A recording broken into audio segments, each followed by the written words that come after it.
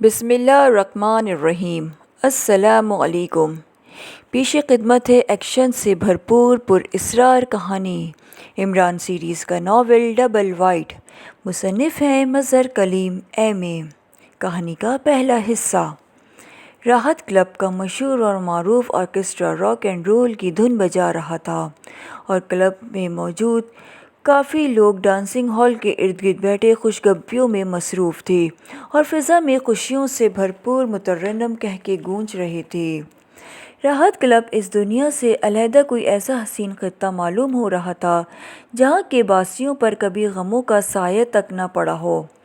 Hall کے ایک کونے میں عمران بھی اپنے آگے کافی کی پیالی رکھے موجود تھا۔ اس کے جسم پر سلیقے کا لباس تھا اور چہرے پر ایک پروقار سنجیدگی چھائی ہوئی تھی۔ چنانچہ بہت سی نظریں اس پر جمی ہوئی تھیں۔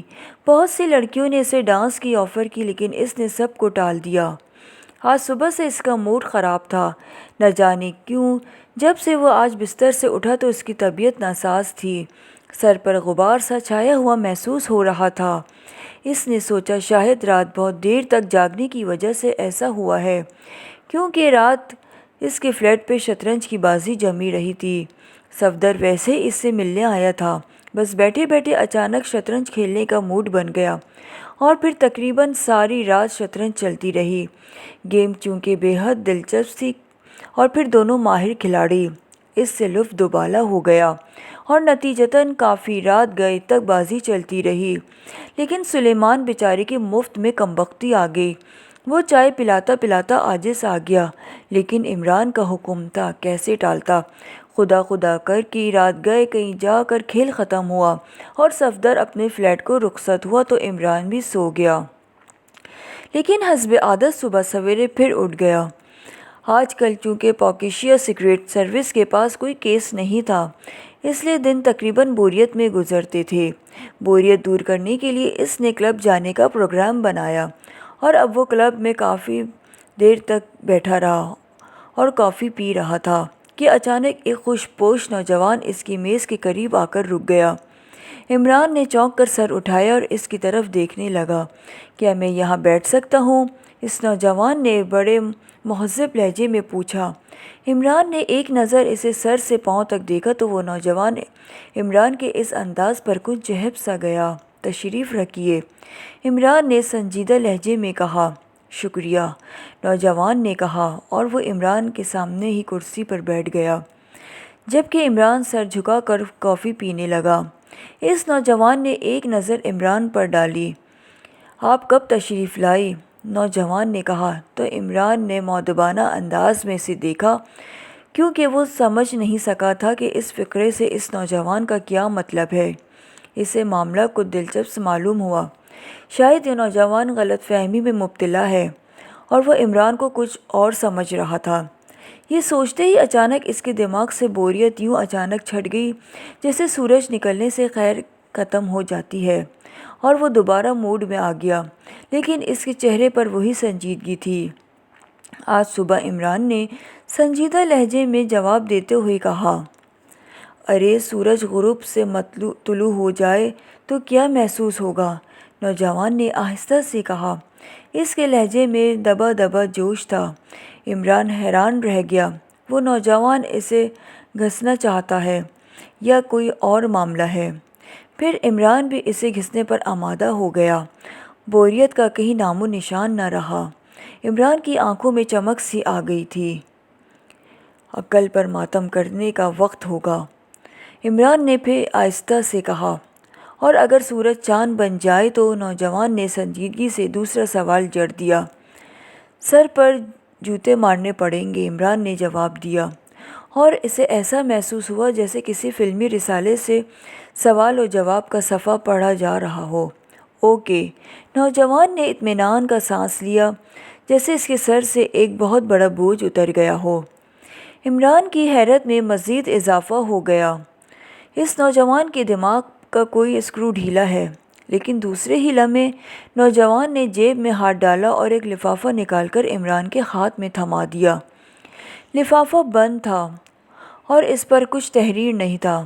عمران حیرت سے اس لفافے کو دیکھنے لگا، پھر کچھ سوچ کر اس نے لفافہ جیب میں ڈال لیا۔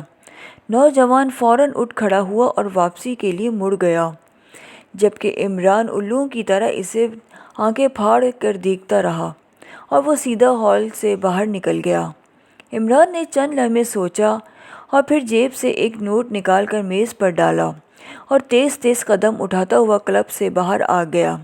نوجوان اس وقت کلب کے مین گیٹ سے باہر نکل رہا تھا۔ اس نے ہاتھ دے کر ایک کالی ٹیکسی روکی اور پھر دروازہ کھول کر بیٹھ گیا۔ عمران جلدی سے اپنی اسپورٹس کار کی طرف بڑھا اور دوسرے ہی لمحے اس کی کار ٹیکسی کا تعاقب کر رہی تھی۔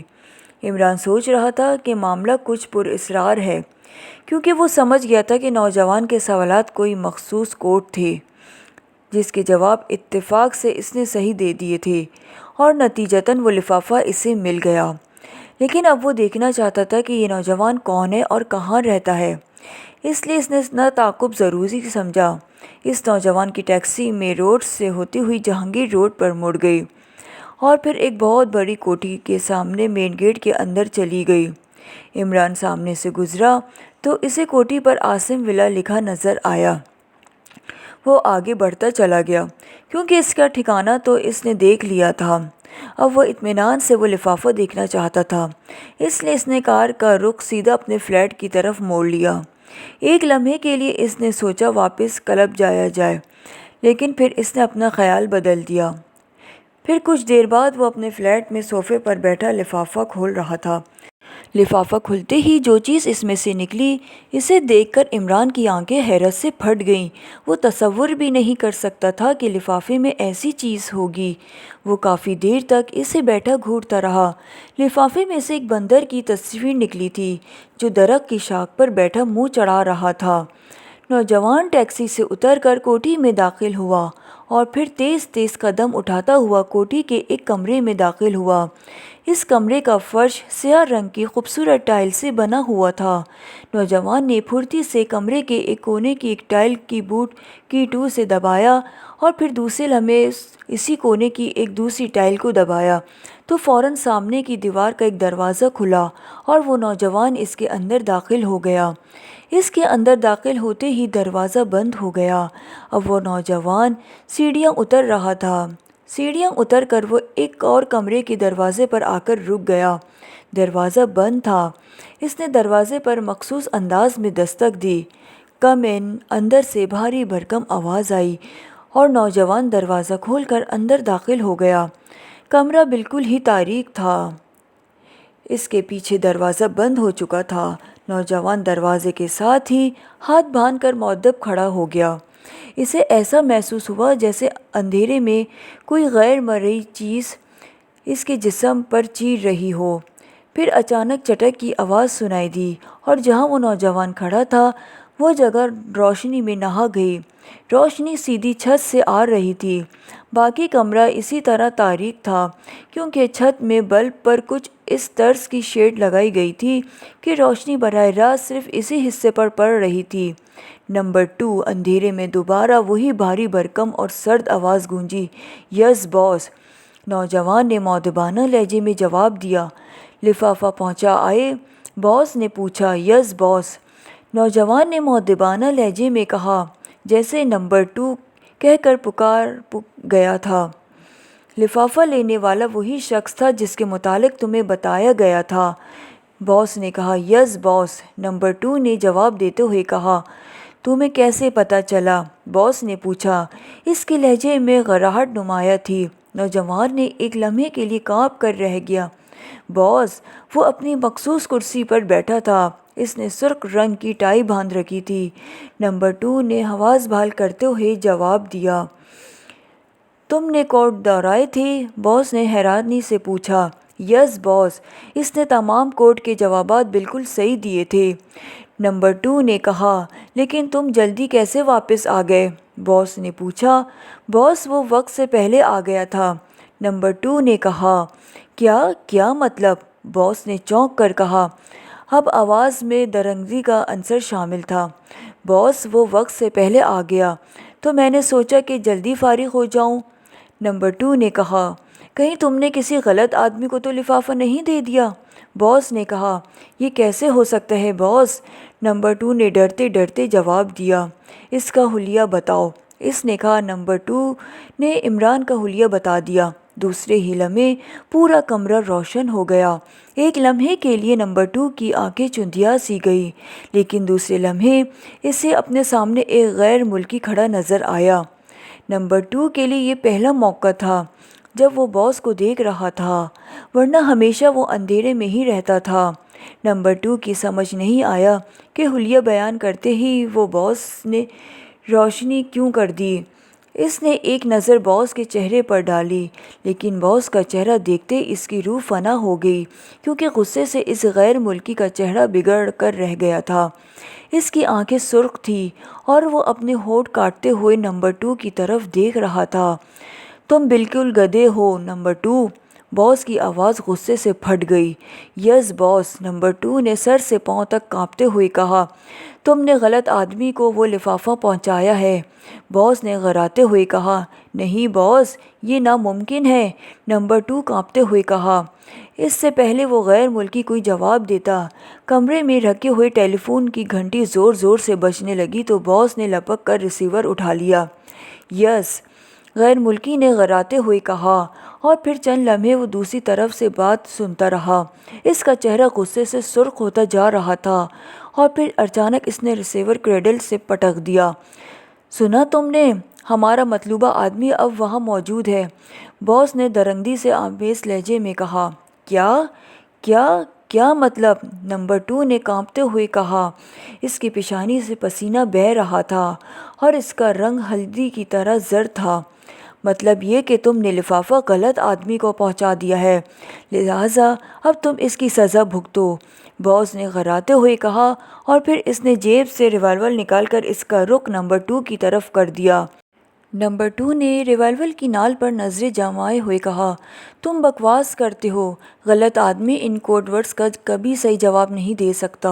اس سے یہ ظاہر ہوتا ہے کہ تم نے جان بوجھ کر لفافہ غلط آدمی کو دیا ہے، باس نے انتہائی سخت لہجے میں کہا۔ ہرگز نہیں باس، اس نے کوڈ ورڈز کے جوابات بالکل صحیح دیے تھے، نمبر 2 نے کانپتے ہوئے کہا، لیکن پھر وہ اچانک چیخ مار کر گر پڑا، کیونکہ باس کے ریوالور سے گولی نکل کر اس کے دل میں سوراخ کر چکی تھی۔ چند لمحے تڑپنے کے بعد نمبر 2 بے حس و حرکت ہو گیا۔ سر سلطان اپنے ڈرائنگ روم میں بے چینی سے ٹہل رہے تھے۔ ان کی پیشانی پر ابھری ہوئی لکیریں ان کی گہری سوچ کو ظاہر کر رہی تھیں کہ اچانک وہ رک گئے اور غور سے سننے لگے۔ ان کے کانوں میں باہر کار رکنے کی آواز سنائی دی، اور پھر چند لمحوں بعد انہوں نے اطمینان کا سانس لیا، کیونکہ دروازے سے عمران داخل ہو رہا تھا۔ عمران سر سلطان کو دیکھ کر ایسے آنکھیں جھپک رہا تھا جیسے انہیں پہلی بار دیکھ رہا ہو اور پہچاننے کی کوشش کر رہا ہو۔ سر سلطان ایک لمحے کے لیے عمران کی طرف خالی خالی نظروں سے دیکھتے رہے، پھر جیسے ہی وہ چونک پڑے، بیٹھو، سر سلطان نے صوفے کی طرف اشارہ کرتے ہوئے کہا، اور پھر خود بھی کرسی پر بیٹھ گئے۔ عمران نے جب سر سلطان کو اس قدر پریشان دیکھا تو اس نے شرارت کا مزید پروگرام فی الحال ملتوی کر دینے کا فیصلہ کیا اور آرام سے صوفے پر بیٹھ گیا۔ سر سلطان آنکھیں بند کیے کچھ سوچنے لگے، وہ اپنے خیالوں میں کافی حد تک گم تھے۔ عمران نے بھی ایک لمحے کے لیے غور سے سر سلطان کی طرف دیکھا اور پھر صوفے کی پشت سے ٹیک لگا کر آنکھیں بند کر لیں۔ سر سلطان کافی دیر تک آنکھیں بند کیے سوچتے رہے، پھر ان کے چہرے پر سکون سا چھا گیا، جیسے انہوں نے فیصلہ کر لیا ہو۔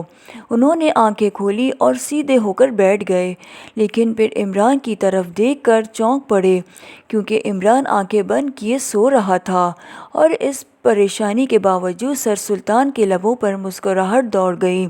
عمران بیٹے، سر سلطان نے آہستہ سے کہا، اور عمران یوں ہڑبڑا کر اٹھا جیسے گھر میں چور گھس آئے۔ شور سن کر مالک مکان اٹھ بیٹھتا ہو۔ ارے لا حول ولا قوت، مجھے نیند آ گئی تھی۔ نیند بھی کیا چیز ہے سر سلطان صاحب، میں نے سنا ہے سولی پر بھی نیند آ جاتی ہے، تو پھر میرے خیال میں بے خوابی کے مریضوں کو ڈاکٹر سولی پر بٹھا دیا کریں۔ عمران نے باتوں کا چرخہ چل پڑا۔ سنو عمران بیٹے، میں پریشان ہوں، سر سلطان نے ٹھہرے ہوئے لہجے میں کہا۔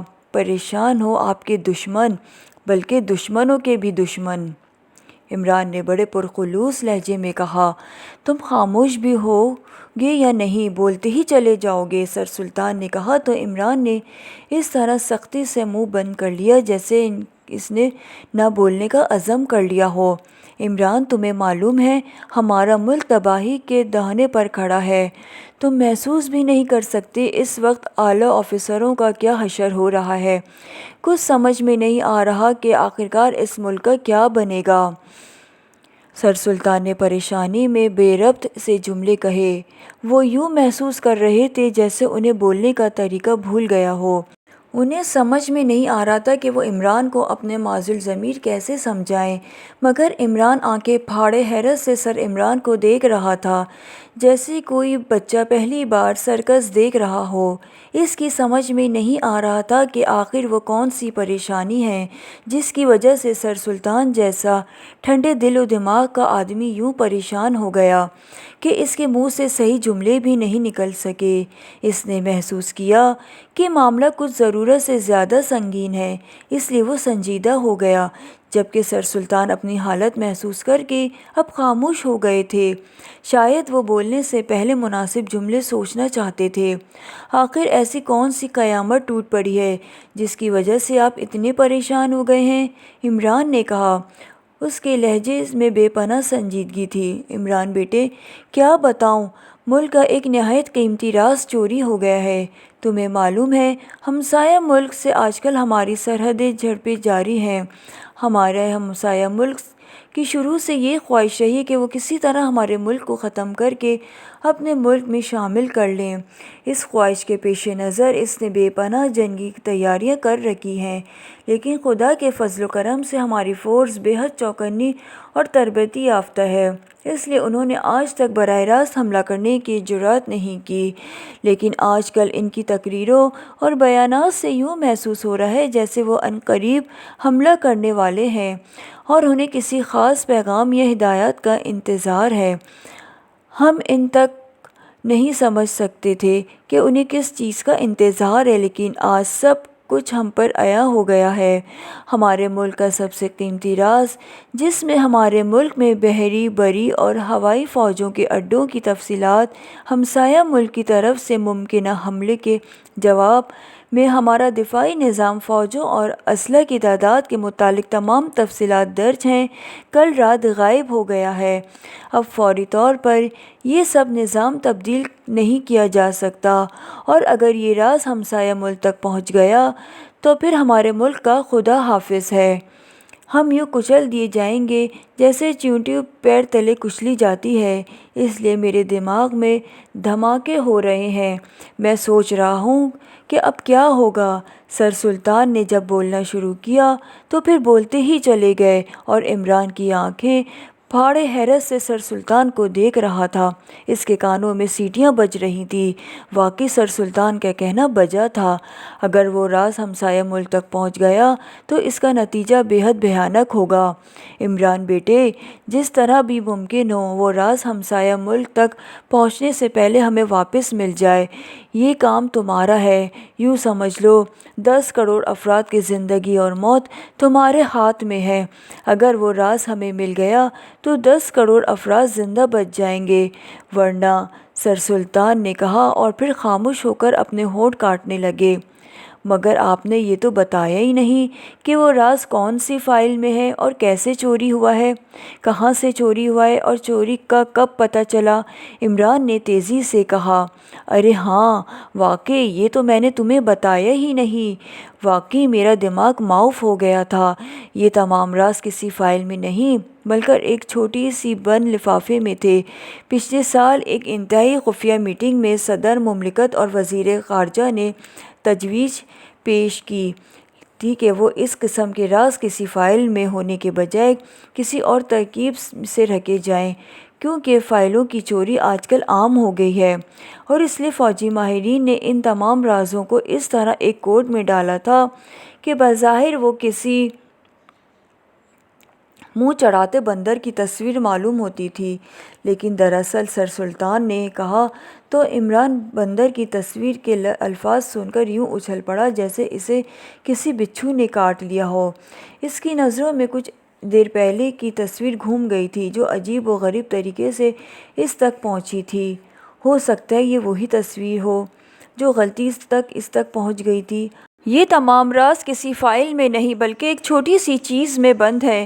پچھلے سال ایک انتہائی خفیہ میٹنگ میں صدر مملکت اور وزیر خارجہ نے تجویز پیش کی تھی کہ اس قسم کے راز کسی فائل میں ہونے کے بجائے کسی اور ترکیب سے رکھے جائیں، کیونکہ فائلوں کی چوری آج کل عام ہو گئی ہے۔ اس لیے فوجی ماہرین نے ان تمام رازوں کو اس طرح ایک کوٹ میں ڈالا تھا کہ وہ بظاہر وہ کسی منہ چڑھاتے بندر کی تصویر معلوم ہوتی تھی، لیکن دراصل سر سلطان نے کہا تو عمران بندر کی تصویر کے الفاظ سن کر یوں اچھل پڑا جیسے اسے بچھو نے کاٹ لیا ہو۔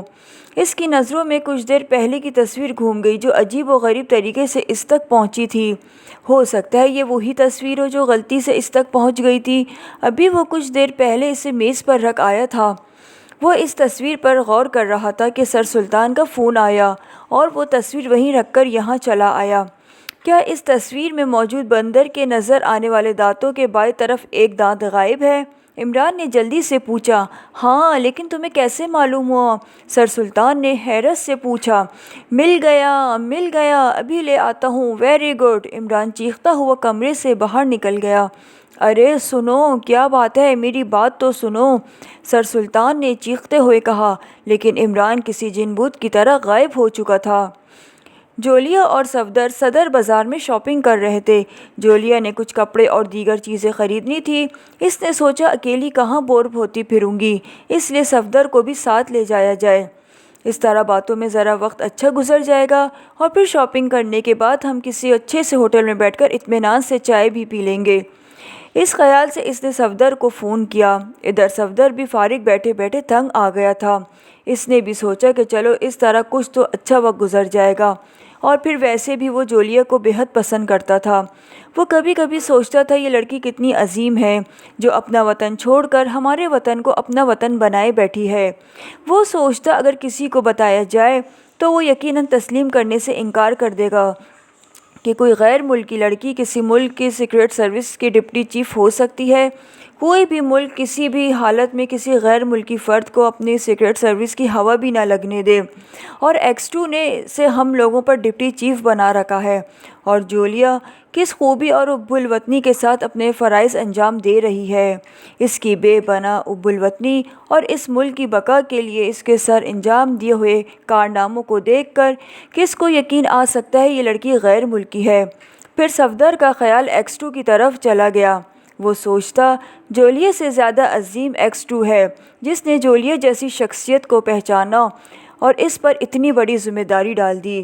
کبھی کبھی اس کے دل میں خواہش سر اٹھاتی ہے کہ وہ کسی طرح X2 کو اس کی اصل شکل و صورت میں دیکھے، اس کے ساتھ بیٹھ کر تبادلہ خیال کرے، لیکن پھر وہ اپنا دل مسوس کر رہ جاتا کیونکہ وہ جانتا تھا کہ ایسا ہونا ناممکن ہے۔ اس وقت بھی جولیا کے ساتھ ایک جنرل اسٹور میں کھڑے ہوئے وہ یہی سوچ رہا تھا کہ شاید اس بڑی دکان میں موجود بے شمار گاہکوں میں کوئی X2 ہو، کیونکہ اسے یقین تھا کہ X2 ان کی مصروفیات پر کڑی نگرانی رکھتا ہے تاکہ کسی وقت وہ انجانے پن میں کسی مجرم کا شکار نہ ہو جائیں۔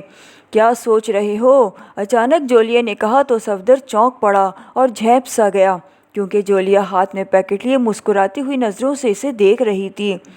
کیا کسی کے عشق میں پاگل ہو گئے ہو کیا؟ جولیا نے ہنستے ہوئے کہا۔ کیا مطلب؟ صفدر نے کچھ نہ سمجھتے ہوئے جولیا کو گھورتے ہوئے کہا۔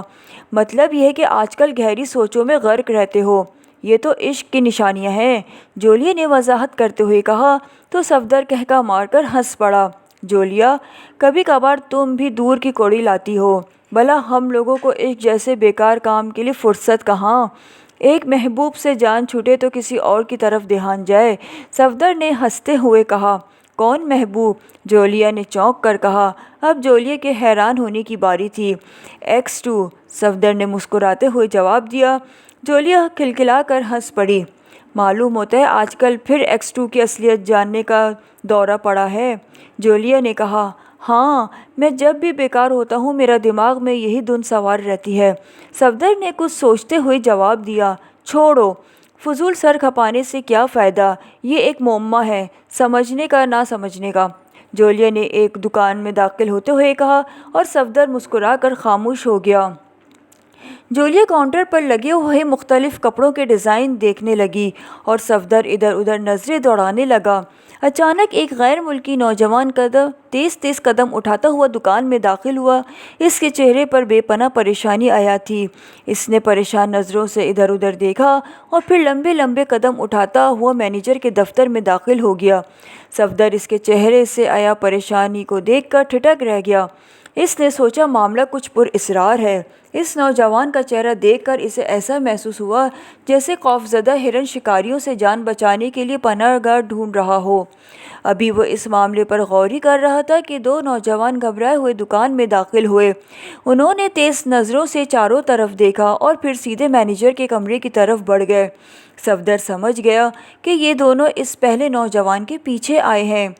جولیا ابھی تک کپڑے خریدنے میں مصروف تھی۔ اسے شاید کوئی ڈیزائن ہی پسند نہیں آ رہا تھا۔ صفدر نے ایک لمحے کے لیے جولیا کی طرف دیکھا اور وہ پھر مینیجر کے کمرے کی طرف بڑھ گیا۔ اسے نہ جانے کیوں اس معاملے میں دلچسپی ہو گئی تھی۔ شاید یہ بیکاری کا رد عمل تھا کہ وہ معمولی واقعات میں دلچسپی لینے لگا تھا۔ بہرحال وہ کمرے کے دروازے کے ساتھ والے کاؤنٹر پر کھڑا ہو کر کپڑا دیکھنے لگا۔ اس کاؤنٹر پر غیر ملکی سوٹنگ تھی۔ سیلس مین نے اسے سوٹنگ کے کئی تھان دکھائے اور وہ ایک کپڑا ہاتھ میں لے کر اسے غور سے دیکھنے لگا، لیکن اس کے کان مینیجر کے کمرے سے آنے والی تیز آوازوں پر لگے ہوئے تھے۔ اندر شاید جھگڑا ہو رہا تھا۔ اچانک اس نے محسوس کیا جیسے کسی کا گلا دبا دیا گیا ہو۔ کیا بات ہے صاحب، آپ؟ سیلس مین نے صفدر کو بغور دیکھتے ہوئے کہا، کیونکہ اس نے محسوس کیا کہ وہ کافی دیر سے کپڑے کے ڈیزائن پر آنکھیں گاڑے کھڑا ہے۔ اوہ کوئی بات نہیں، میں کچھ سوچنے لگ گیا تھا، صفدر نے کہا اور دوسرا ڈیزائن دیکھنے لگا۔ پھر اچانک اس کے ذہن میں ایک خیال آیا اور وہ دوسری لمحے اس کا رخ مینیجر کے کمرے کی طرف ہو گیا۔ اس نے دروازے پر دباؤ ڈالا تو دروازہ کھلا ہوا تھا۔ صفدر اندر داخل ہو گیا۔ اس نے اندر داخل ہونے سے ایسا محسوس ہوا جیسے وقت ٹھہر گیا، کیونکہ اس کے سامنے ہی فرش پر ایک نوجوان اس پہلے والے نوجوان کا گلا دبا رہا تھا۔ نیچے پڑے ہوئے نوجوان کی آنکھیں باہر ابل آئی تھیں، جبکہ دوسرا آدمی اس کے سامنے ریوالور لیے کھڑا تھا۔ ایک سیکنڈ کے لیے ہر چیز رک گئی۔ صفدر بھی اس صورتحال کو دیکھ کر ٹھٹک گیا، لیکن اس سے پہلے کہ وہ کسی حرکت کرتا، اس کے سر پر تو پہاڑ ٹوٹ پڑا۔ ریوالور کا دستہ اس کے سر پر لگا تھا اور اس کی آنکھوں کے آگے ستارے چمکنے لگے تھے۔ اسے محسوس ہوا جیسے وہ بے ہوش ہو رہا ہے۔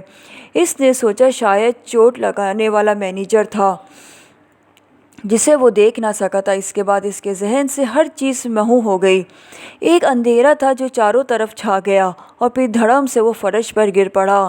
ادھر جولیا جب کپڑے لینے کے بعد فارغ ہوئی تو اس نے صفدر کی طرف توجہ کی، لیکن صفدر کہیں نظر نہ آیا۔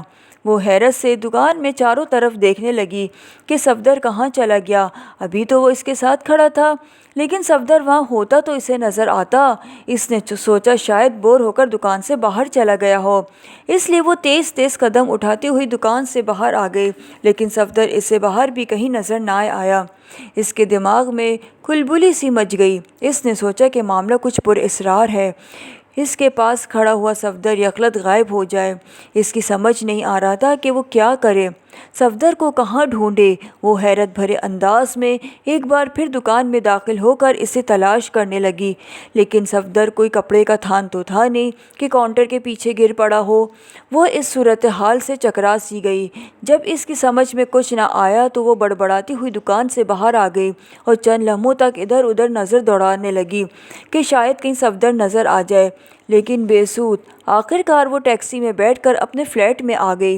اس نے سوچا صفدر کی اس پر اسرار گمشدگی کی اطلاع X2 کو دینی چاہیے، لیکن پھر یہ سوچ کر رک گئی کہ اگر X2 سے کہا جائے اور ہو سکتا ہے صفدر کسی کام سے کہیں چلا گیا ہو۔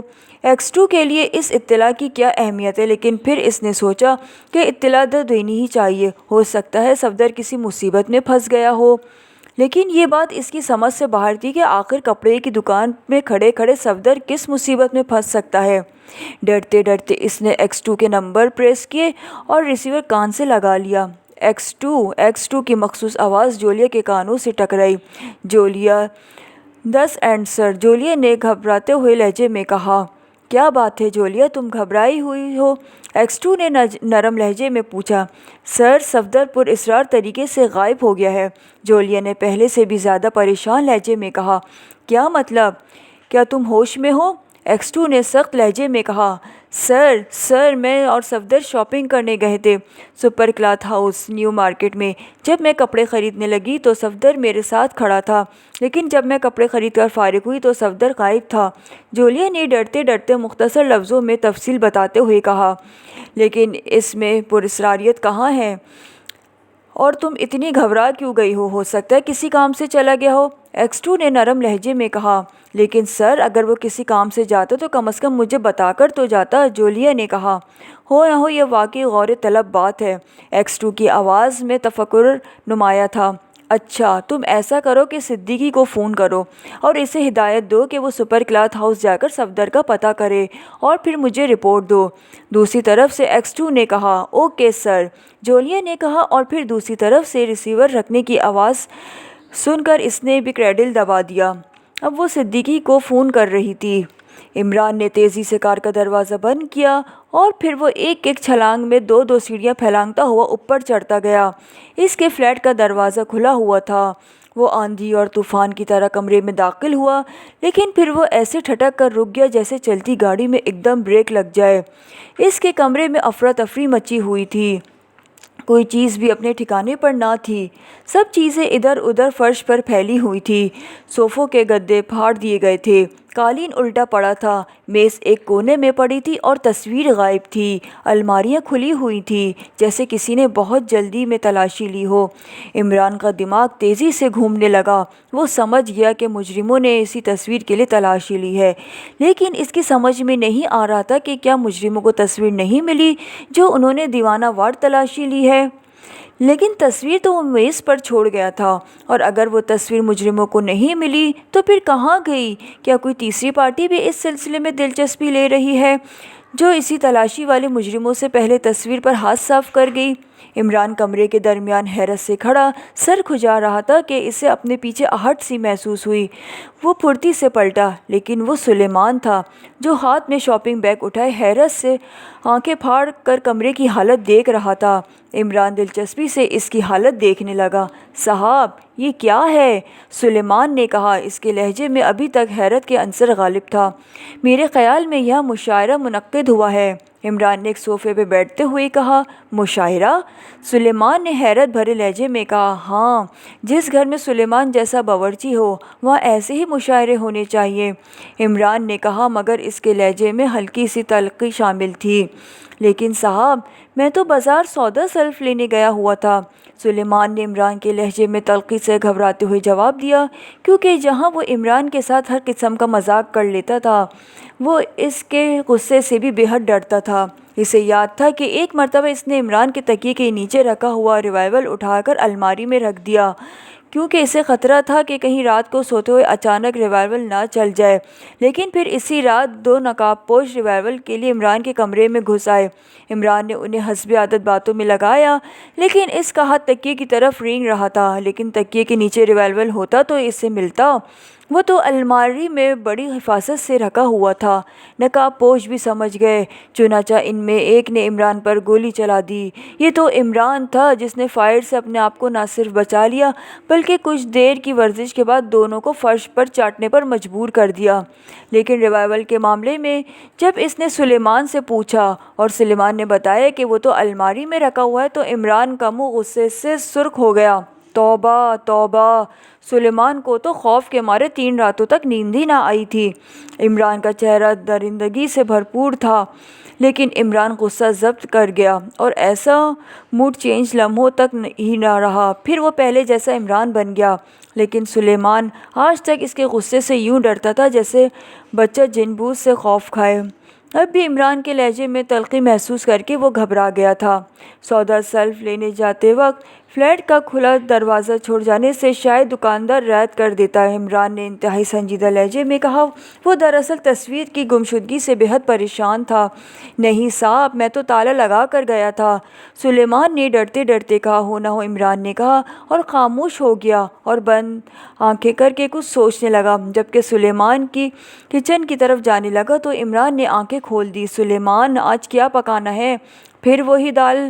بڑا مال تو نہیں لے آئے؟ عمران نے چہکتے ہوئے کہا تو سلیمان خوش ہو گیا۔ نہیں صاحب، آج تو میرے محبوب کی ڈش پکے گی، سلیمان نے ٹھمکتے ہوئے لہجے میں کہا۔ تمہارا دماغ تو خراب نہیں ہے؟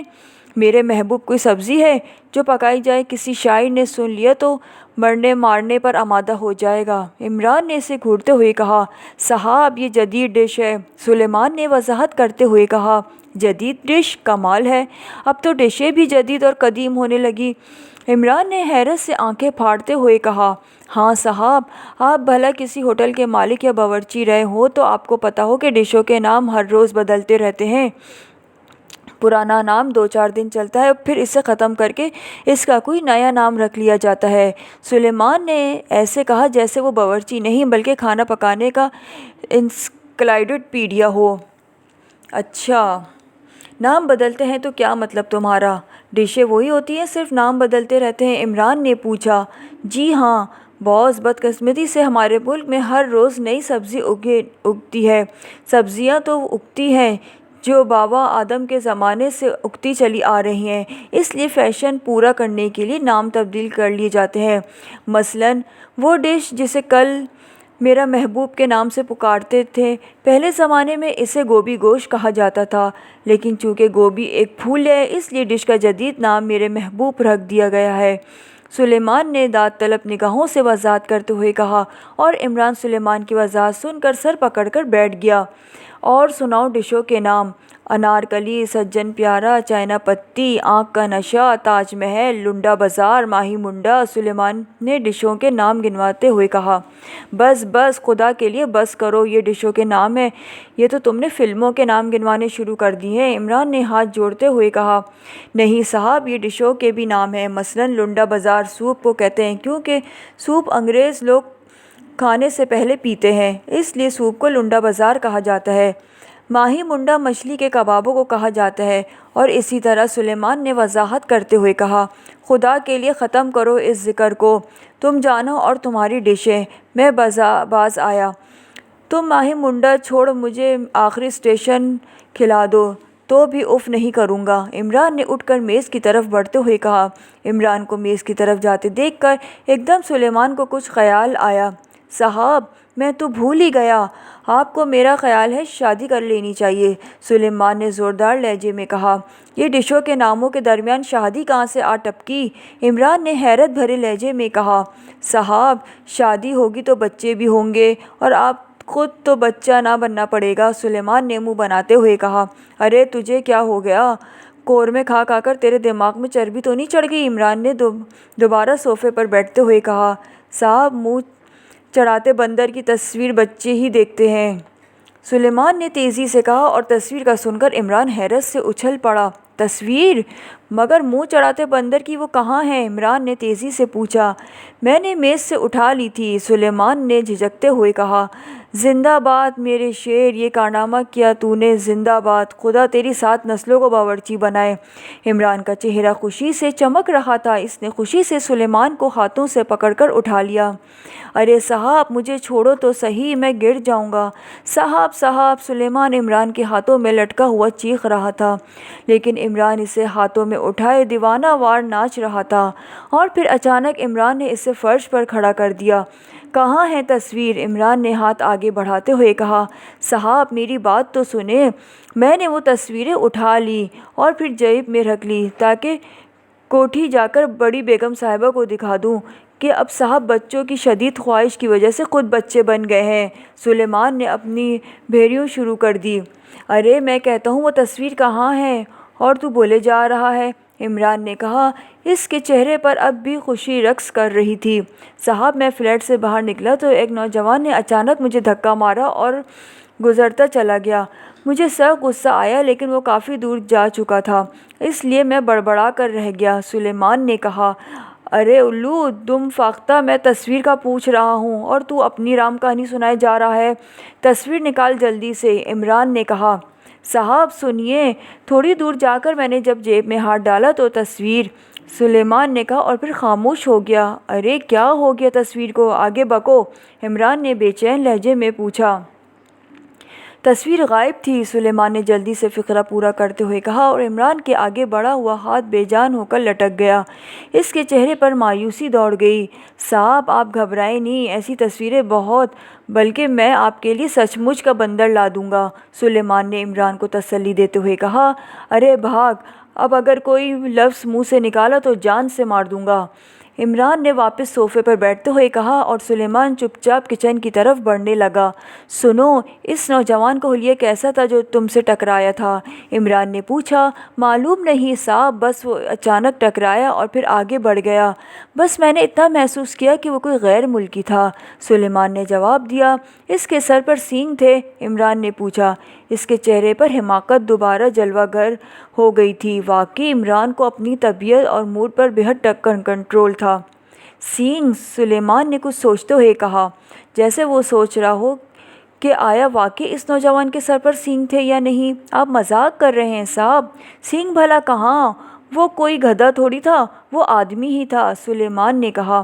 تو کیا گدھے کے سر پر سینگ ہوتے ہیں؟ عمران نے آنکھیں نکالتے ہوئے کہا۔ آپ کہتے ہیں تو میں مان لیتا ہوں، ورنہ میرے خیال میں تو ہوتے ہیں، ورنہ پھر آدمی اور گدھے میں فرق ہی کیا رہ جاتا ہے، سلیمان نے معصومیت سے کہا اور کچن کی طرف بڑھ گیا، اور عمران حیرت سے آنکھیں پھاڑے اسے دیکھتا رہا۔ آج کل کیپٹن شکیل اور تنویر میں بڑی گاڑی چل رہی تھی، ہر جگہ وہ اکٹھے ہی نظر آ رہے تھے۔ کیپٹن شکیل کے ہاتھ بیکاری میں وقت گزارنے کا اچھا مشغلہ آ گیا تھا۔ وہ تنویر کو زوردار داد دیتا اور تنویر اسے پوری سیکرٹ سروس کیا بلکہ تمام دنیا اپنا صحیح ہمدرد سمجھتا، اور نتیجتاً وہ دونوں آج کل اکثر و بیشتر اکٹھے نظر آتے تھے۔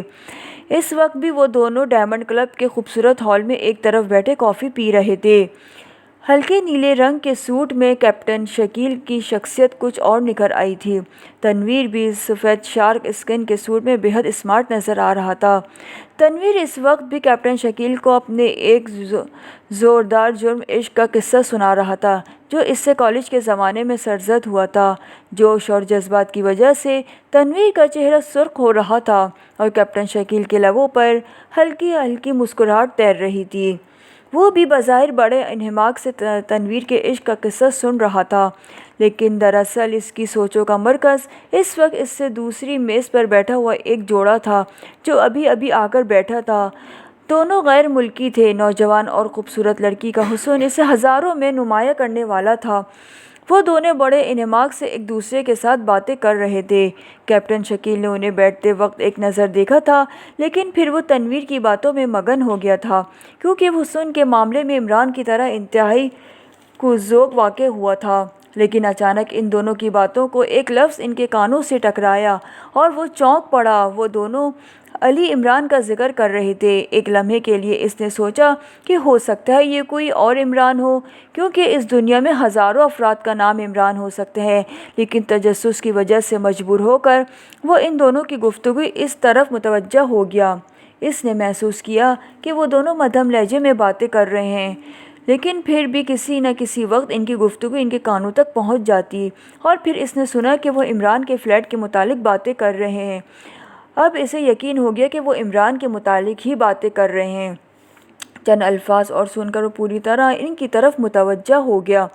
اس کی گفتگو سے اسے معلوم ہو گیا کہ اس نوجوان یا اس کے ساتھیوں نے عمران کے فلیٹ کی تلاشی لی ہے، اور انہیں دراصل کسی تصویر کی تلاش تھی لیکن وہ نہ ملی، اور پھر اس نوجوان نے اندازے سے عمران کے باورچی سلیمان کی جیب میں ٹولی، اور وہ تصویر انہیں سلیمان کی جیب سے مل گئی۔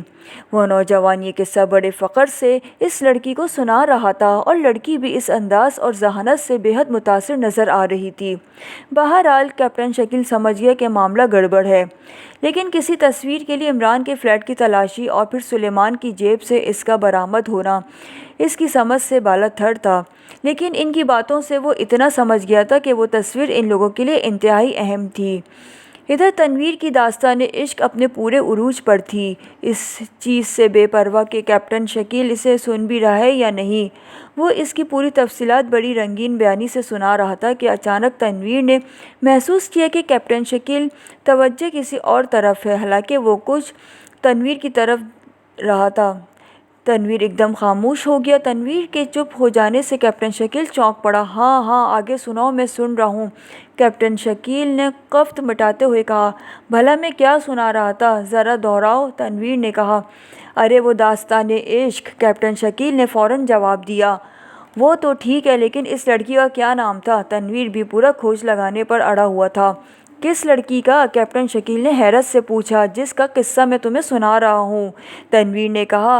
اوہ، تم لڑکی کا قصہ سنا رہے ہو؟ میں سمجھا تم اپنا قصہ سنا رہے ہو، کیپٹن شکیل نے قدرے طنزیہ لہجے میں کہا، اور تنویر جہب گیا۔ اچھا اچھا، آگے سنو، تنویر نے کفت مٹانے کے لیے کہا۔ ٹھہرو ایک منٹ، میں ابھی آتا ہوں، کیپٹن شکیل نے کرسی سے اٹھتے ہوئے کہا۔ ارے کہاں چل دیے؟ تنویر نے حیرت سے پوچھا۔ میں ذرا واش روم تک ہوا ہوں، کیپٹن شکیل نے کہا۔ اوہ اچھا، تنویر نے کہا اور سامنے رکھی کافی کی پیالی کو اٹھا کر منہ سے لگا لیا، جبکہ کیپٹن شکیل تیز تیز قدم اٹھاتا ہوا ہال کی راہداری میں پہنچا اور پھر وہاں سے ہوتا ہوا برآمدے میں آ گیا، جہاں پبلک فون بوتھ بنا ہوا تھا۔ اگر وہ چاہتا تو فون کاؤنٹر سے بھی کر لیتا، لیکن اس نے باہر سے فون کرنا مناسب سمجھا، کیونکہ وہ احتیاط کا دامن کسی حالت میں بھی ہاتھ سے چھوڑنا نہیں چاہتا تھا۔ کیپٹن شکیل نے فون بوتھ کا دروازہ کھولا اور جیب سے سکہ نکال کر فون بوتھ کے مخصوص خانے میں ڈالا اور پھر عمران کے نمبر پریس کرنے لگا۔ دوسری طرف گھنٹی بج رہی تھی۔ اس نے ریسیور کان سے لگا لیا، مگر اس کی نگاہیں فون بوتھ کے شیشوں سے ارد گرد کا جائزہ لے رہی تھیں۔ ہیلو، کسی شریف آدمی نے اپنے پیسے ضائع کیے ہیں اور اب میرا وقت ضائع کر رہا ہے، عمران کی مخصوص آواز کیپٹن شکیل کے کانوں سے ٹکرائی۔ میں شکیل بول رہا ہوں، کیپٹن شکیل نے جلدی سے کہا۔ اچھا بول رہے ہو، چلو ٹھیک ہے بولو، بلکہ خدا کرے ہمیشہ بولتے ہی رہو، حتیٰ کہ بولتے بولتے تمہاری چیز بول جائے، عمران نے اپنے مخصوص موڈ میں کہا۔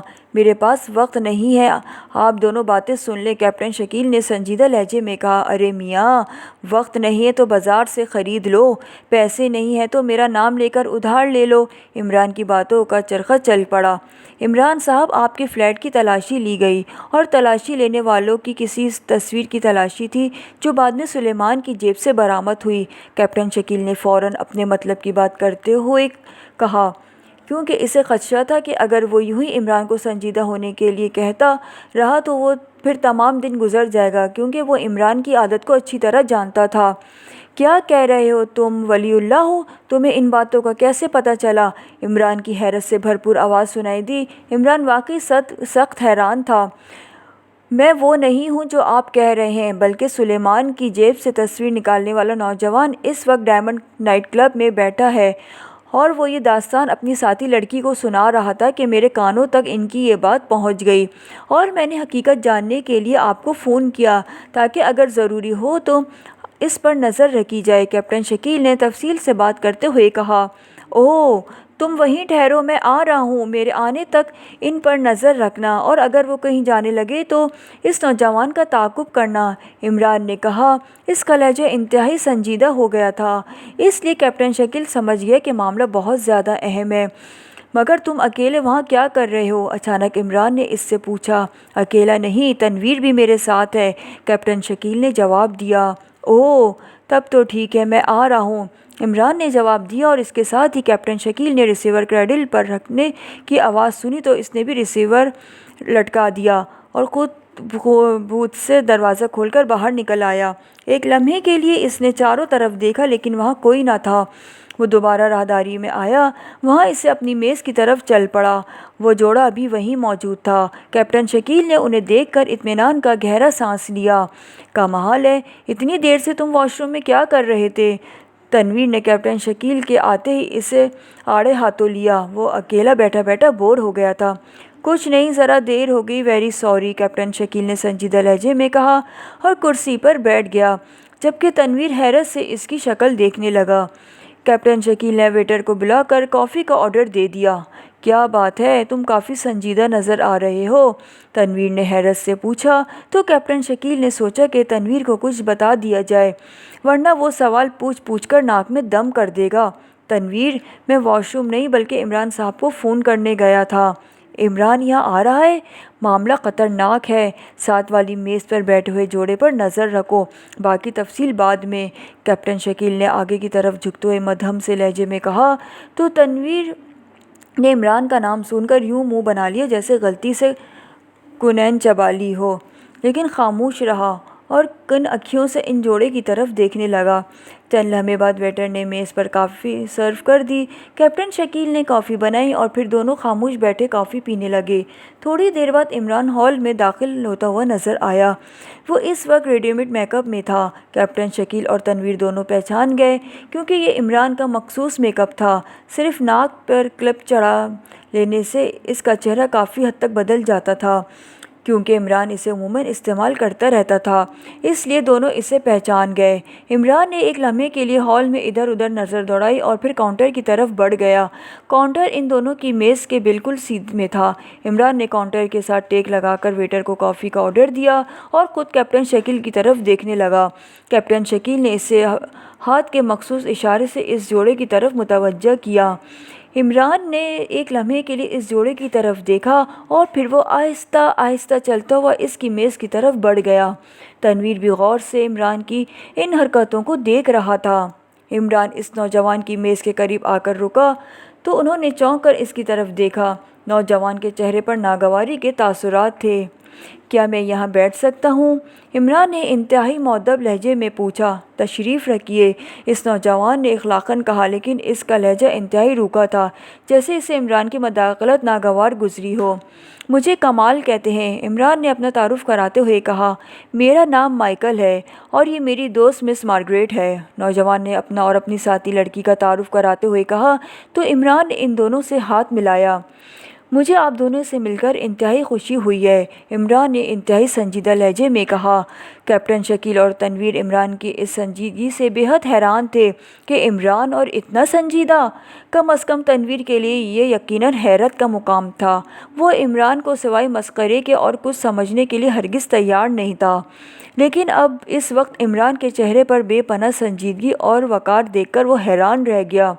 لیکن اس کے اس رویے سے وہ اتنا سمجھ گیا کہ معاملہ کچھ زیادہ ہی اہم ہے، ورنہ عمران جیسا آدمی یوں سنجیدہ نہ ہوتا۔ چنانچہ وہ سنبھل کر بیٹھ گیا۔ آپ کیا پئیں گے؟ مائیکل نے عذرا اخلاق عمران سے پوچھا، لیکن اب اس کے چہرے پر ناگواری کے تاثرات نہیں تھے۔ شاید وہ عمران کی وضاحت سے متاثر ہو گیا تھا۔ بس شکریہ، آپ تکلیف مت کریں، عمران نے جواب دیا اور پھر جیب سے سگریٹ کا پیکٹ نکال کر مائیکل اور مارگریٹ کو پیش کیے۔ تو دونوں نے شکریہ کے ساتھ قبول کر لیے اور پھر عمران نے بھی ایک سگریٹ نکال کر ہونٹوں میں دبا لیا۔ عمران نے جب ایک چھوٹا سا سگریٹ لائٹر نکال کر تینوں سگریٹ سلگا دیے۔ عمران صاحب نے سگریٹ کب سے پینی شروع کر دی ہے؟ تنویر نے عمران کو سگریٹ پیتے دیکھ کر کیپٹن شکیل سے پوچھا۔ بس تم دیکھتے جاؤ، کیپٹن شکیل نے ٹالنے والے انداز میں کہا۔ ادھر جیسے ہی مائیکل اور مارگریٹ نے سگریٹ کے دو چار کش لگائے، انہیں یوں محسوس ہوا جیسے ان کے دماغ سن ہو گئے ہوں، جیسے وہ سوچنے سمجھنے کی صلاحیت سے محروم ہو گئے ہوں۔ خدا جانے سگریٹوں میں کیا تاثیر تھی کہ دونوں نے اپنے سروں کو ایک دو بار جھٹکا لگا، لیکن بے سود۔ عمران غور سے ان دونوں کی حالت دیکھ رہا تھا۔ اس کی آنکھوں میں چمک آ گئی تھی۔ اس نے اپنا سگریٹ بجھا کر جیب میں رکھ لیا۔ ان دونوں کی حالت سے یوں محسوس ہو رہا تھا جیسے وہ ہپنوٹائز ہو گئے ہو۔ سنو، میں جیسا حکم دوں تم دونوں ویسے ہی کرنا، عمران نے ان دونوں کی طرف جھکتے ہوئے مدھم لہجے میں کہا۔ ہم ویسا ہی کریں گے، دونوں نے بیک وقت جواب دیا، لیکن ایسا محسوس ہوتا تھا جیسے دونوں کی آوازیں کہیں دور سے آ رہی ہوں۔ کیا تم کار میں آئے ہو؟ عمران نے ان سے پوچھا۔ ہاں، مائیکل نے جواب دیا۔ تمہارا اور بھی کوئی ساتھی ہے؟ عمران نے پوچھا۔ نہیں، مائیکل نے جواب دیا۔ اوکے، اب میں جیسے ہی اٹھوں تم بھی اٹھ کھڑے ہونا اور میرے پیچھے پیچھے ہال سے باہر نکل آنا، عمران نے مائیکل اور مارگریٹ سے مخاطب ہو کر کہا۔ اوکے، دونوں نے بیک وقت جواب دیا اور اب بھی وہ سگریٹ پی رہے تھے۔ عمران نے ایک لمحے کے لیے ادھر ادھر دیکھا، لیکن کوئی ان کی طرف متوجہ نہیں تھا۔ اس کے ہاتھ اٹھا کر سر کو کھینچا۔ دراصل وہ کیپٹن شکیل اور تنویر کو مخصوص اشارہ کر رہا تھا اور پھر وہ اٹھ کھڑا ہوا۔ اس کے ساتھ وہ دونوں بھی اٹھ کھڑے ہوئے اور پھر آگے پیچھے چلتے ہوئے ہال سے باہر نکل گئے۔ ان دونوں کی چال میں ہلکی سی لڑکھڑاہٹ تھی۔ عمران نے کیپٹن شکیل اور تنویر کو وہیں رکنے کا مخصوص اشارہ کیا۔ کمال ہے کیپٹن شکیل، یہ شخص کوئی جادوگر ہے، کتنی جلدی انہیں رام کر لیا۔ تنویر نے عمران کے باہر نکلتے ہی کیپٹن شکیل سے مخاطب ہو کر کہا۔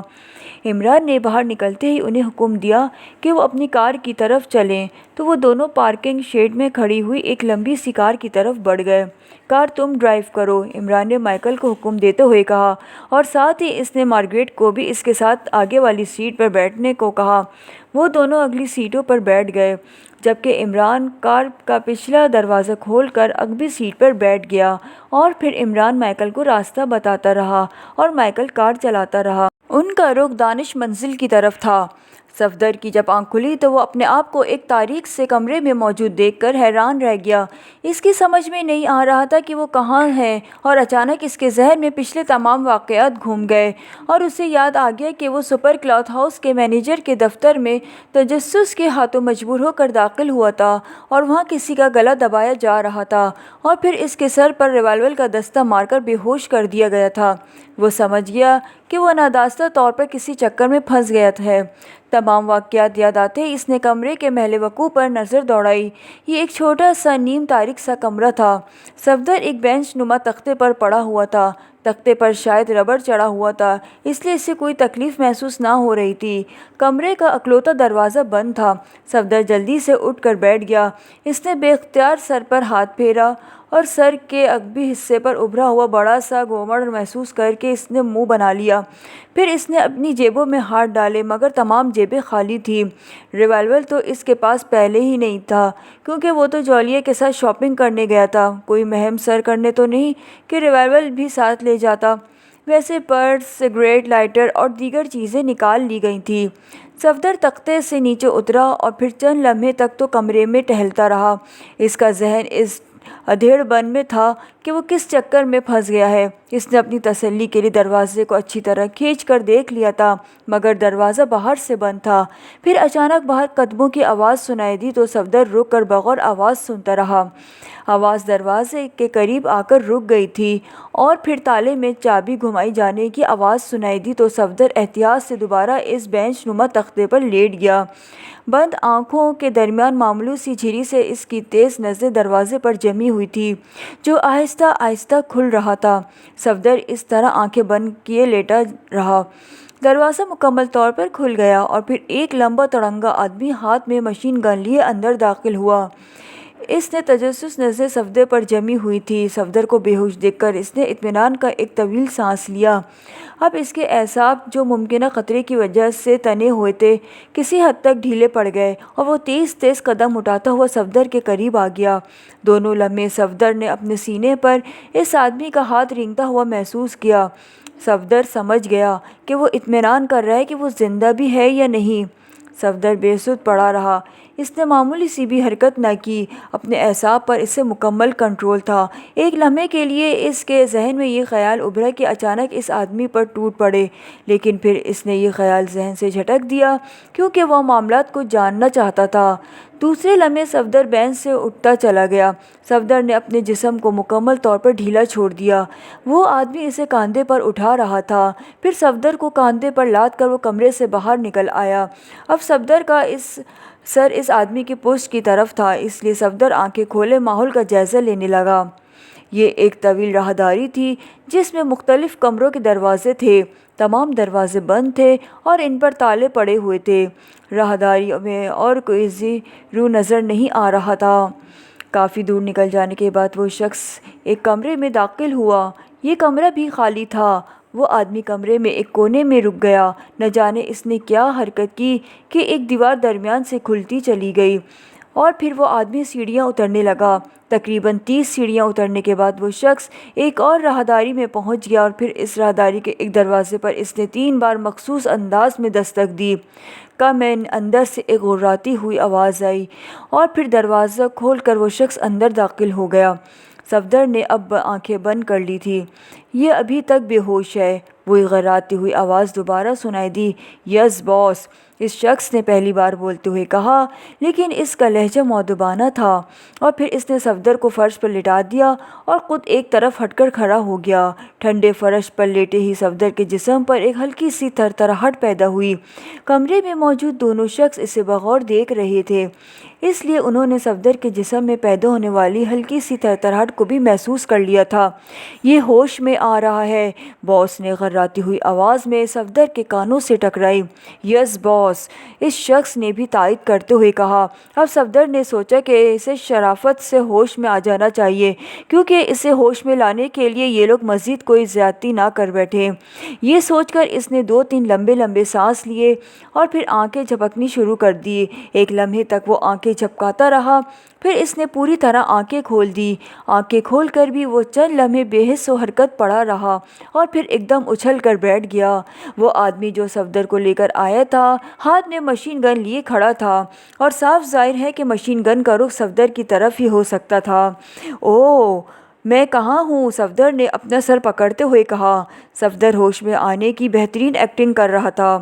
کھڑے ہو جاؤ، باس کی غراتی ہوئی آواز سنائی دی تو صفدر نے چونک کر بولنے والے انداز کی طرف دیکھا۔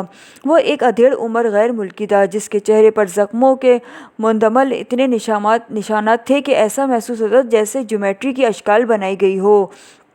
اس کے چہرے کا کوئی حصہ بھی زخموں کے نشانات سے خالی نہیں تھا، اور ان نشانات کی وجہ سے اس کا چہرہ حد درجہ خوفناک ہو گیا تھا، اور پھر اس کی چمکتی ہوئی آنکھیں مخالف پر رعب ڈالنے کے لیے کافی تھیں۔ صفدر اس کی آواز سن کر بے اختیار اٹھ کھڑا ہوا۔ صفدر نے محسوس کیا کہ باس کی آنکھوں سے نکلنے والی تیز شعاؤں نے اس کے ذہن کو جکڑ لیا۔ صفدر کے ذہن میں بے اختیار خطرے کی گھنٹی بجنے لگی، اور پھر اس نے اپنی پوری قوت ارادی کو بروئے کار لاتے ہوئے اپنے ذہن کو صاف کر لیا۔ اس لمحے باس کی گھومتی ہوئی آنکھیں ایک جھٹکے سے بند ہو گئیں۔ کرسی پر بیٹھ جاؤ، باس نے دوبارہ آنکھیں کھول کر صفدر سے کہا۔ اس بار اس نے لہجے میں نرمی تھی۔ صفدر خاموشی سے سامنے رکھی ہوئی کرسی پر بیٹھ گیا۔ اب مشین گن برادر کی طرف صفدر کی پشت تھی۔ کون ہو تم؟ باس نے غراتی ہوئی آواز میں پوچھا۔ یہی سوال میں تم سے بھی کر سکتا ہوں، صفدر نے قدرے درشدگی سے جواب دیا۔ شٹ اپ، میں جو پوچھ رہا ہوں اس کا جواب دو۔ باس کی آواز میں بھیڑیے جیسی غراٹ تھی، مگر صفدر خاموش رہا۔ اس نے کوئی جواب نہیں دیا۔ کون ہو تم؟ باس نے دوبارہ صفدر سے مخاطب ہو کر پوچھا۔ ایک انسان، صفدر نے بڑے اطمینان سے جواب دیا تو باس کا چہرہ غصے سے اس قدر بھیانک ہو گیا کہ صفدر کو جھرجھری سی آ گئی۔ اس کی آنکھیں غصے کی شدت سے باہر کو ابل آئی تھیں، اور پھر اس زور سے اپنا سر جھٹکا تو صفدر نے سوچا کہ شاید وہ غصہ جھٹک رہا ہے، لیکن دوسرے لمحے اس کے سر پر قیامت ٹوٹ پڑی۔ وہ غصہ نہیں جھٹک رہا تھا، بلکہ پیچھے کھڑے ہوئے مشین گن برادر کو مخصوص اشارہ کیا گیا تھا۔ ضرب کافی زوردار تھی۔ صفدر جھٹکا کھا کر کرسی سے نیچے جا گرا، اور پھر دوسرے لمحے اس کے ذہن میں ایک بار بھی تاریکی چھا گئی۔ وہ نیم بے ہوش ہو چکا تھا۔ اسے ہوش میں لے آؤ، باس نے غراتے ہوئے کہا تو مشین گن برادر آگے بڑھ آیا۔ اس نے نیم بے ہوش صفدر کو اٹھا کر دوبارہ کرسی پر ڈالا اور ایک زوردار تھپڑ صفدر کے گال پہ جڑ دیا۔ یا تو واقعی تھپڑ اتنا زوردار تھا، یا صفدر کی قسمت اچھی تھی کہ وہ ایک ہی تھپڑ میں پوری طرح ہوش میں آ گیا۔ اس کے ہوش میں آتے ہی مشین گن برادر پیچھے ہٹ گیا۔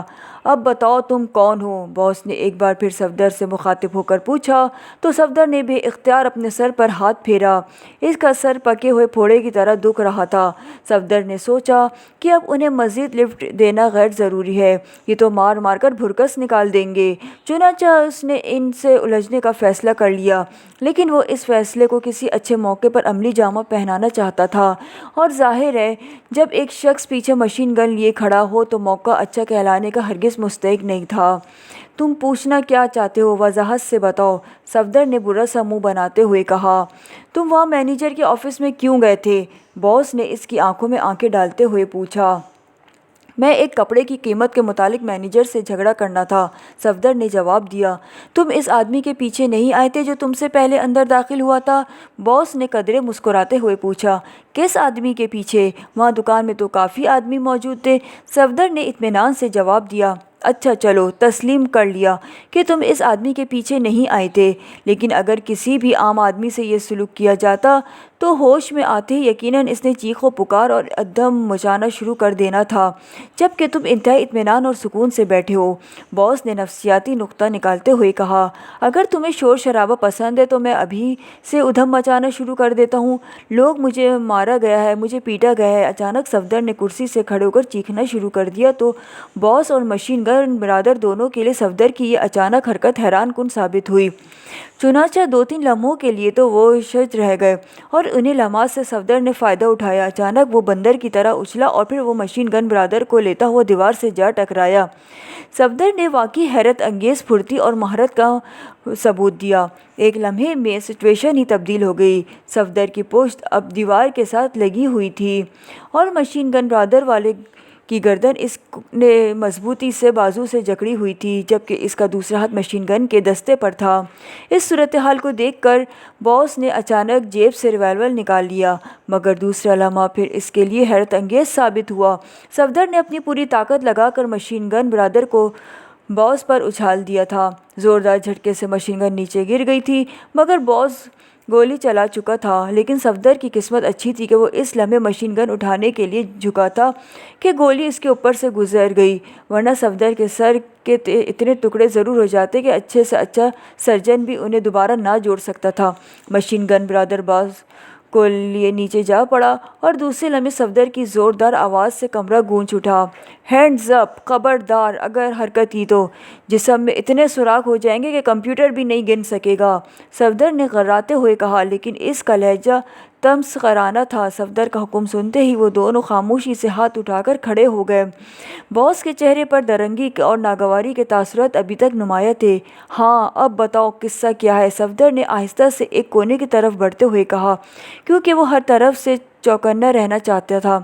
تم پچھتاؤ گے، باس نے غراتے ہوئے کہا۔ تم فکر نہ کرو، پچھتانا میری سرشت میں شامل ہے۔ تم اپنے متعلق بتاؤ، صفدر نے بدستور غراتے ہوئے کہا۔ اگر واقعی تم غیر متعلق آدمی ہو تو تمہاری بھلائی اسی میں ہے کہ مشین گن نیچے پھینک دو، ورنہ یہاں سے چلے جاؤ، باس نے اس کے لہجے کو نظر انداز کرتے ہوئے کہا۔ اب تم مجھے متعلقہ آدمی ہی سمجھ لو، صفدر نے جواب دیا۔ ہو نہ ہو، باس ہنکارا بھرتے ہوئے خاموش رہ گیا۔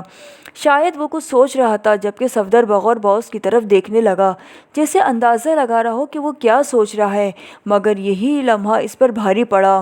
اس کی توجہ اسی ایک لمحے کے لیے دوسرے آدمی کی طرف سے ہٹ گئی، اور نتیجتاً اچانک ہی وہ برق سے طرح اچھلا اور پلک جھپکتے ہی وہ صفدر پر آن پڑا۔ صفدر نے بچنے کی بے حد کوشش کی، مگر حملہ اتنا اچانک اور تیز تھا کہ صفدر کی کوشش کامیاب نہ ہو سکی، اور وہ اس سے ٹکراتا ہوا نیچے فرش پر گر پڑا۔ مشین گن اس کے ہاتھ سے چھوٹ گئی تھی۔ باس نے اچھل کر قریب پڑا ہوا ریوالور اٹھا لیا، لیکن اس نے ان کو علیحدہ ہونے کا حکم نہیں دیا۔ صفدر نے نیچے گرتے ہی اپنا پیر اس شخص کے پیٹ پر رکھ کر زور سے اسے دوسری طرف اچھال دیا، لیکن اس کا ہاتھ صفدر کی گردن کو گرفت میں لے چکا تھا، اس لیے صفدر بھی اس کے ساتھ ہی دوسری طرف جا گرا، اور پھر وہ دونوں ہی جھٹکے سے اٹھ کھڑے ہوئے۔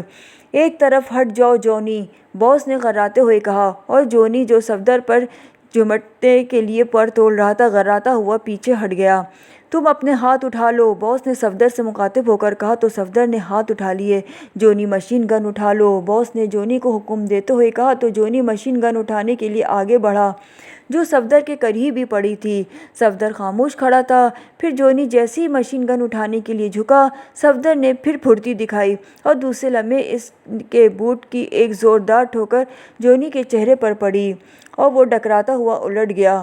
باس نے صفدر پر فائر کھول دیا، مگر صفدر پھرتی سے پیچھے ہٹ گیا، جبکہ مشین گن اس نے جھپٹ لی تھی، مگر دوسرے ہی لمحے جونی کی دونوں ٹانگیں اس کی گردن کے گرد کس گئیں، اور ایک جھٹکے سے صفدر الٹ گیا۔ مشین گن اس کے ہاتھوں سے چھوٹ گئی، اٹھتے ہی اس کے پاؤں بڑی زور سے باس کی ٹانگوں سے ٹکرائے۔ پھر باس بھی نیچے آ رہا تھا۔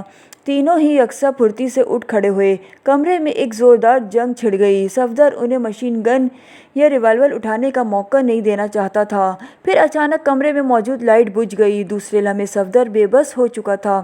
ایک لمحے کا وقفہ ہوا، اور دوسرے لمحے ایک شعلہ سا چمکا، اور صفدر کے بازو میں جیسے گرم سلاخ گھس چلی گئی۔ صفدر کے منہ سے بے اختیار چیخ نکل گئی، اور پھر کمرے میں ایک اور بھیانک چیخ گونج اٹھی، لیکن یہ چیخ صفدر کی نہیں تھی۔